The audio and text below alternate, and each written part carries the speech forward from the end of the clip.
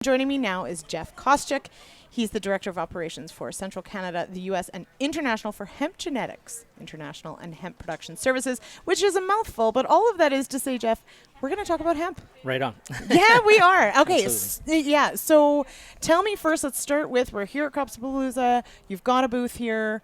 What are you discussing? What are you talking about? What are farmers' questions? All right. So one of the primary risks associated with growing hemp, other than harvest, which we all know, sort of those stories that we always often hear in the coffee shop, which we'll get into later, I think, as far as alleviating those issues with harvest, but is crop establishment. Now, if you go to the University of Google and look at a few articles, you can grow hemp in your bathtub, you can grow it on your kitchen table with no nutrients, and it'll save your baby and everything. But wow. That, as we all know, is just not true. And so establishing hemp is one of the biggest issues that we come across as an agronomist. That's one of the biggest questions I get. So we can control a couple of those things, such as planting depth, compaction issues.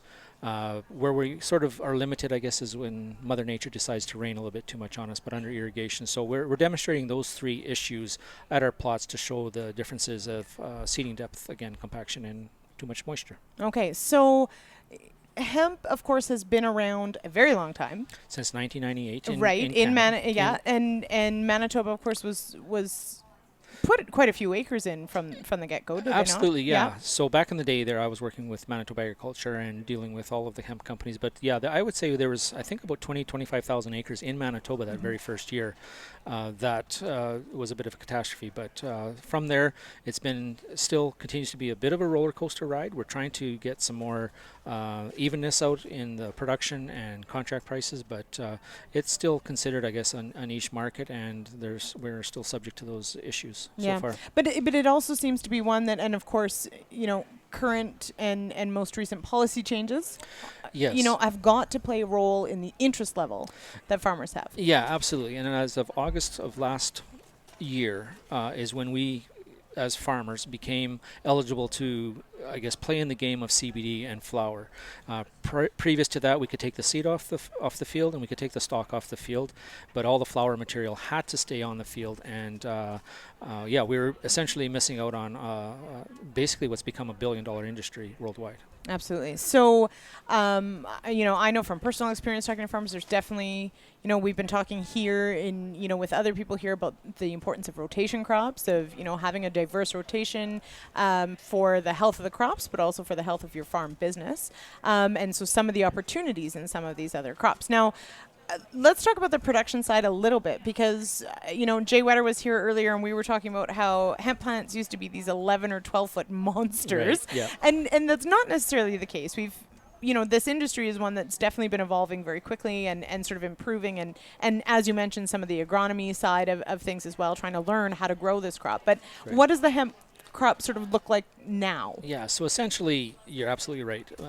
Many of those varieties that came from Eastern Europe and places across the pond were fiber crops predominantly. And as we became more knowledgeable about the nutritional benefits of hemp as a food product, thanks to the likes of Manitoba Harvest and Fresh Hemp Foods that did a lot of that groundwork in hemp oil, we now know that, and that's what's really been driving the industry. So to accommodate that, our breeding program essentially has taken that 2 foot large seed head that was 12 feet in the air before and just got it that much closer to the ground. So we essentially tried to shorten that crop to increase our harvest index per se, and to minimize combine issues. And that, along with learning the proper procedures and when to harvest and what to look for, has really sort of advanced the grain industry for sure in Canada. Okay. Yeah, for sure. So now harvest is still a challenge, though. It's much better than it was. Particularly timing is the biggest issue, and so we, dependent upon what each individual farm has for infrastructure with regards to drying grain, it can become actually quite easy and manageable. Certainly not for everybody, that's a fact, but I mean, a lot of the farmers in Canada, which are obviously the best in the world at figuring this stuff out, have figured out that and been very willing to share that information, which has been refreshing and beneficial for the industry as a whole. So now the switch, though, so now that farmers can harvest the whole plant or the flowers and these sorts of things, how has that shifted what that harvest pass looks like. Yeah, so it's completely changed it. Yeah. So we're moving from harvesting the seed or the stalk, which is quite visible. We know how it is. We've got infrastructure, machinery in place to do that. Now we're looking at little small hair-like structures that, like the hairs of a frog's back, on the plant, and that's where our CBD, our cannabinoids, etc., are located. And how in the heck do we harvest those small little hairs and maintain quality, maintain the actual percentage of CBD? So looking anywhere from chaff collecting to round baling the entire plant and then extracting down to hand harvesting, just a number of different methods. And this is where it has become a little bit more cards closer to the chest, where the industry is kind of maybe tight-lipped a little bit more on all of those processes. But the race essentially is to be the most efficient and cost-effective as possible. Right. And so I suppose finally, what in your mind, how great is the potential for this? I mean, clearly there's some real opportunity, but there's also, of course, there are these challenges, and there's a couple companies, of course, jockeying for their position in this, because it seems to be happening very, very quickly. It's very quick, and I think essentially, and I hate to say it, but I'm sure it's a race to the bottom with regards to the pricing. So production will definitely meet the demand at some point in time, and we're going to see. Now, the exciting thing is that CBD is one of the cannabinoids that is of interest now, as is THC essentially, but there are so many more that we are finally learning more about their, again, I still have to call it a nutraceutical value, but there's, because we don't have the clinical research trials to back up that data, but CBN, CBG, there's many more cannabinoids that the cannabis plant has in general that will be of benefit for human, not only nutrition, but just human well-being. And so I think that's the exciting part, that CBD is really just the tip of the iceberg as far as what the cannabinoids in the plant can provide for us. And so, geographically, when we're talking about a farmer who's looking at, who has an interest potentially in growing hemp, is there anywhere it grows better, or is there anywhere that it's probably not going to be a good choice?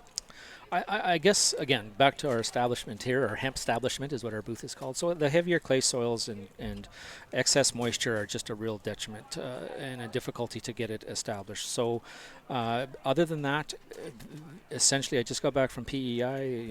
Obviously we know it grows out in BC, as far north as northern Alberta, 100 clicks from the Northwest Territories down to the border, and all kinds of different hemp varieties that are suitable for those areas. So it really is a very adaptable plant. It's just finding the proper variety and the proper and matching that with your end use at the end. So, but it's and that's it's a great thing, but it also everybody can grow it, so it could increase overproduction, I guess. Yeah, absolutely. So, and I guess that's always a good point in trying a new crop or being interested in a new crop. It's not just about whether or not you can grow it; it's whether or not who's going to buy it. Right. And those sorts of things. So definitely some homework needed on that side too. For sure. Right? And I can sit here, and many of our listeners may know that we are still struggling with the amount of grain that we have, and our company is no different. But we are making inroads with the U.S. coming on board as far as legalization. We're seeing opportunities there to move product.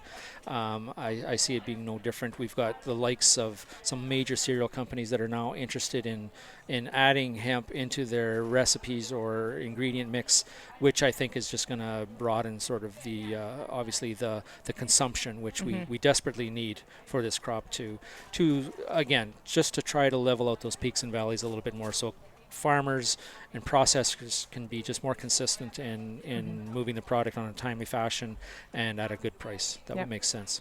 Awesome. Okay, Jeff, thanks so much. Thank you for having me.